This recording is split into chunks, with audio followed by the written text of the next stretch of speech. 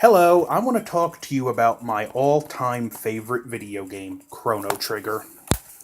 Yeah, I got the DS version. In fact, still got the case, instruction booklet, and everything. And yeah, that's a copy of Alien Infestation in there. I got just the cartridge, no case, so I keep it with Chrono Trigger. Chrono Trigger, and mine something falling, gravity's not my friend today. Chrono Trigger is just my all-time favorite game. I remember the first time I played it, being blown away with the graphics. I didn't play it till the era of the Super Nintendo. I mean, the Sony PlayStation. I never realized a game on the Super Nintendo could look this good. It's got my all time favorite soundtrack in gaming, in addition to being my favorite game. The only two that rival it are tied for second place, the soundtrack for Castlevania Symphony of the Night and the soundtrack for Final Fantasy VII. Now, I remember when I first ordered this for DS, my DS is broken, but I got the DS just to get that game, and the first time I turned it on, just getting hit with a tidal wave of nostalgia, hearing Chrono's theme, and just the awesomeness of having a handheld portable combat copy of Chrono Trigger. If I could go back in time and give this to my 12-year-old self when I was playing it on Super Nintendo, my head would have exploded. Chrono Trigger, for those of you that don't know, is a JRPG. Even though it's my all time favorite game, I'm not going to say it's the best JRPG ever made, but it is by far the greatest example of what makes a JRPG great. The combat system is simple enough that if you're not good at JRPGs, or if you're new to them, it's not that in depth, yet it's complex enough that a more seasoned JRPG player can have more in depth strategies with the double tech and triple tech. The story's about saving the future from a calamity called Lavos. Along the way, Chrono and his friends Marl or Marley and Luca meet a colorful cast of characters. The stoic frog swordsman Frog, aka Glenn, who you find out later was human but was cursed. The loyal Robo, Ayla, the prehistoric girl who's just such a powerhouse, Magus, who, spoiler alert, starts out as a villain, but when you get his backstory, you realize, well, this guy really isn't that bad. He may have done horrible things, but he was trying to stop Lavos himself. And that's another great thing about this game is just a complete lack of fluff. Everything in the story somehow centers back to Lavos. And it's short, but it has 12 endings, plus two of the endings have multiple variants. So you're getting several endings. The replay value is through the roof in this game. I'm going to give the rating now 10 out of 10.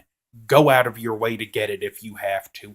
If you're a video game fan, if you like RPGs, or if you're just curious, you owe it to yourself to play this game. Chrono Trigger is my all-time favorite game. If there was a list made of the essential Japanese RPGs of all time, I think Chrono Trigger would be near at the top of the list. Just like if there was a list, if I were to make a list of the 100 games you have to play before you die, Chrono Trigger would be near the top, and I'm sure it's on several of those lists now.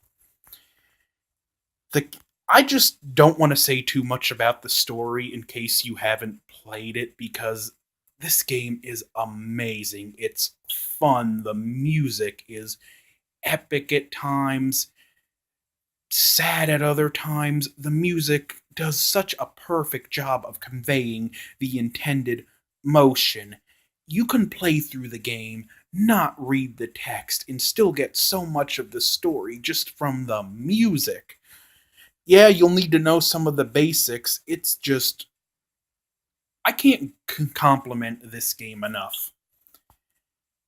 Now, I talked about the text. At first, your characters start out with single text, and at points, you can combine them with other characters. Like Frog, aka Glenn and Chrono, can do X slash. Luca has a flamethrower technique. Chrono, she can use that with Chrono, and at a certain point, you start learning magics, and then you get some of the better stuff like triple text, Delta Force, other ones. You get Arc Impulse, I think it is, which is a technique involving Luca, Marl, Frog, and Chrono. It's basically X Slash on steroids with ice magic thrown in. And again, it's just fun. You'll have fun just trying out the various combos and checking out the animations for these attacks, and you'll probably look at it and say, how was this on Super Nintendo? You like when I watched completionists talk about it, it's the truth. Someone that didn't know it might look at it and say, that's an average looking PlayStation game, and then spill their drink when you tell them it came out on the Super Nintendo. And let's not forget about the dream team that made this game. The creator of Final Fantasy, and I'm not going to say their names because I don't want to butcher them. The creator of Dragon Quest, and Akira Toriyama, the creator of Dragon Ball Z, which, when you look at the character designs, it's vintage Akira Toriyama. Chrono looks kind of like Gohan. Magus kind of has similar facial designs to Piccolo. And then the composers. Both composers are legendary. One of them, this was his first job composing a game, and he was told if you do well, you'll get a raise. The first piece of music he wrote was Chrono's theme, I believe, either Chrono's or Luca's, but you listen to those and you can feel the enthusiasm and excitement and the overwhelming joy he had of finally living his dream. And the other composer, he had worked on the Final Fantasy games up to that point. This game was a perfect storm of the best talent of their time. Several years back, a group had made a 3D remake of Chrono Trigger. Polygon graphics, the whole 9 yards. Square Enix, we see how much you love your fans, ordered the game shut down. I'm going to say it now, Square Enix, how stupid are you? These guys basically gave you a free game as far as time and effort you had to put in it. How hard would it have been to buy the game off of them and give them a small portion of royalties for their effort? You had a game with no time and money put in up till this point. You could have purchased it from them, put the marketing campaign in, and sold it. It would have been one of your best-selling games ever. You know how diehard the fan base is towards this game, so shame on you, Square Enix, for denying us that game. Shame on you for making those developers hard works for nothing. In fact, you should have given them all jobs. Look the footage up for that on YouTube. It looks amazing. And again, how come you haven't continued the Chrono Trigger series? You've given us multiple, in my opinion, lackluster Final Fantasies. I think the series hit its peak in the PlayStation day. You've given us a few Kingdom Hearts and a few other things that were nothing to really write home about. You've made great acclaimed games, but I feel like Square Enix's best days are behind them. They're still making money, but Square Enix as a developer is not what it used to be to me. And this Final Fantasy VII, I think, are their two greatest games. So, don't forget to hit like and subscribe. It's cool if you even hit dislike, because any interaction still helps. If you want to leave a comment, love to hear back from you.